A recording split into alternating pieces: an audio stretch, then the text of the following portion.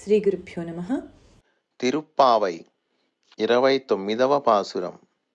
சித்தும் சிறுகாலே வந்துண்டை சேவித்து உன் பொத்தாமரையடியே போற்றும் பொருள் கேளாய்.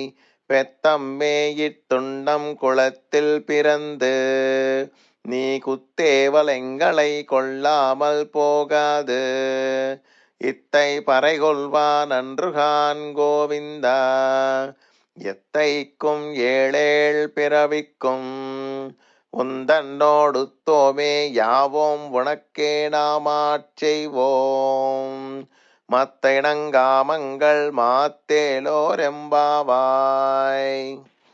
ఈ 29వ పాసురంలో మన ఆండాళ్ తల్లి గోపికలతో కూడి శ్రీకృష్ణునితో తాము వచ్చిన పని సంగతి వివరిస్తూ ఉన్నారు.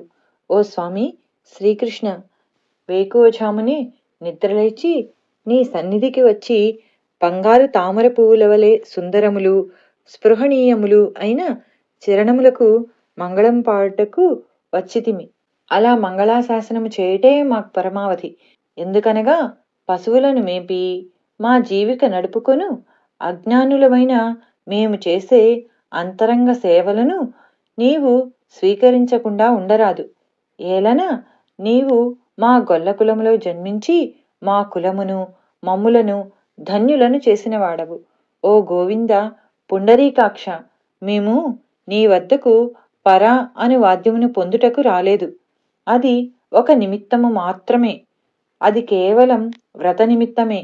మేము 7 జన్మల వరకును మరియు ఈ కాలతత్వముండు వరకును నీకు అనివార్య శేషభూతులమై నీ తోడ చేరి, అనగా 7 జన్మలకును నీతో వీడరాని బంధుత్వము కలవారమే కావలెను. నీకు సేవలు చేయువారము కావలెను. మాకు ఇతరమైన కోరికలు ఏమీయూ లేకుండునట్లు చేయుము. మాయందు ఇతరములైన అపేక్షలు ఏవైనా ఉన్నచో వానిని తొలగించి మమ్ము కృపజూడుము స్వామి.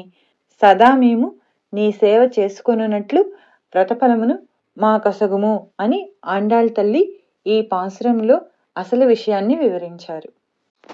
ఆండాళ్ తిరువడిగలే శరణం.